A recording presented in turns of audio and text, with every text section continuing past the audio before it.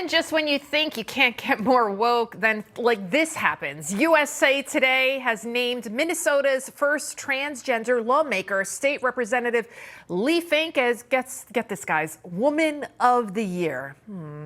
Fink was honored alongside the likes of former First Lady Michelle Obama, Supreme Court Justice Sandra Day O'Connor, and NASA astronaut Colonel Nicole Mann as a select group of local and national heroines who make a positive impact in their communities every day. I mean, this is just the latest example of the trans agenda attempting to take away what it means to actually be a woman. Here to weigh in on social media is social media personality and influencer Oli London, as well as political commentator and columnist for the Washington Examiner and New York Post, Ian Haworth. Welcome to you both.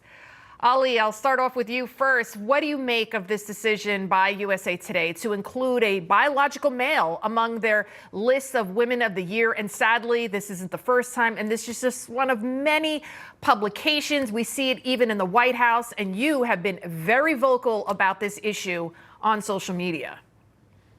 Right, Lydia. This is now the second year in a row that USA Today has named a biological male as the Woman of the Year. Last year was Rachel Levine. This year is a lawmaker that has only been in office for 3 months. In this 3 months, this particular lawmaker, who is a biological male, has tried to push for laws that allow children to be mutilated medically. This person is not a hero. They wouldn't even win Man of the Year. So the fact that they're being put in a category, they've only been in office for 3 months, when there are so many deserving women out there. There are an astronaut that was rightly on the list. There are scientists out there. There are teachers that, you know, are doing incredible things for America and for society that should have been awarded. It's just like, it seems these days that you just have to become transgender and you suddenly win awards for doing absolutely nothing other than declaring your new pronouns. You know, what has this person achieved other than pushing for laws to mutilate kids? It's so offensive to women.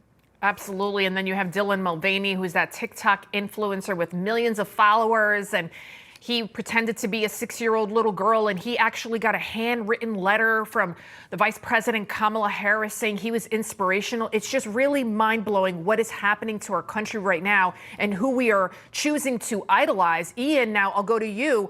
A celebrity radio host, Charlemagne the God, defended a Christian girls basketball team that refused to play against another team because that team included a biological male. Take a listen. That person was probably out there averaging 30 and 20 against them women, man. Remember that swimmer that he was a man and then he transitioned to a woman, and when he was swimming as a man, he was like number 80th. Yes. And then when he transitioned to a woman, he was like number one or something. That's what my point is. Whoever they was playing against, I got to see the stats. If this person is averaging 55 points, 50, 40, 17 rebounds, 22 blocks, I'm not playing against him either. That's not fair. You couldn't agree more with him there. And just this week, Newsmax, we've also been reporting that World Athletics has banned transgender women from competing in elite female competitions if they have gone through male puberty. Ian, the fact that we even have to reiterate this, what do you think?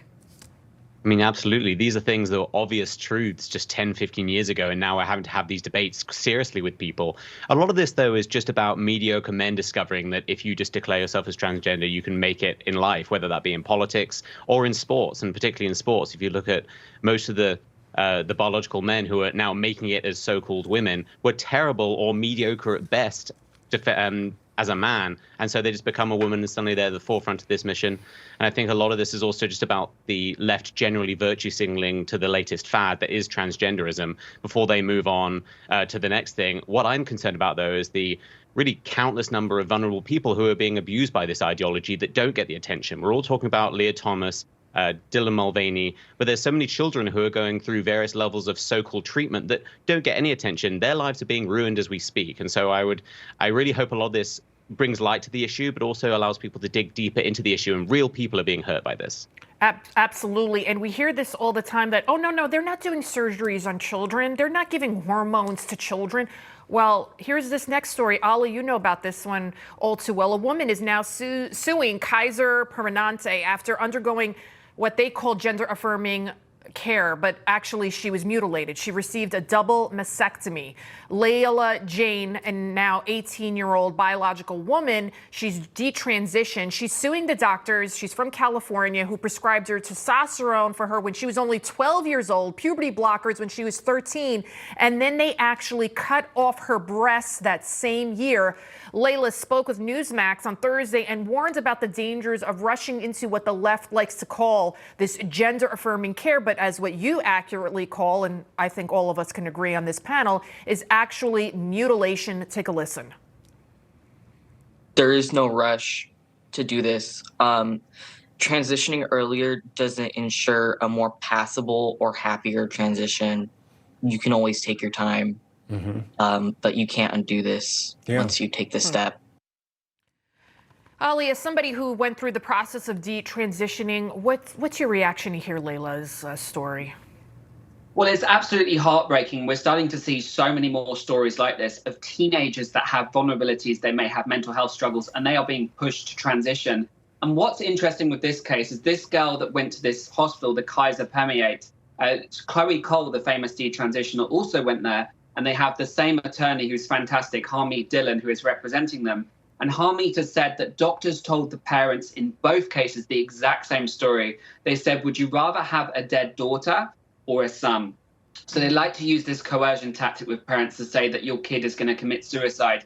And what's interesting here is the same hospital is basically using a script to try and scare parents and push them into transitioning their child. What on earth is going through these doctors' minds when they think it's perfectly normal to manipulate these vulnerable teenagers, to coerce their parents? And I really hope that Kayla is successful and Chloe Cole, because this will really open the doors and change the game. If we can allow these detransitioners to sue these clinics for abuse, I think that's really going to pull a light onto the gender-affirming care industry, which is causing irreparable harm.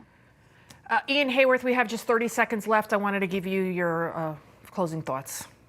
I think it's just horrendous that the people that we task with keeping us safe and helping people get better are really abusing the most vulnerable in our society, which is mentally ill children. I think it's just horrendous to watch, and I applaud anyone who's shining a light on this issue. As you two are both doing, so thank you so much for being on today. Thank you so much, Oli and Ian. Thank you.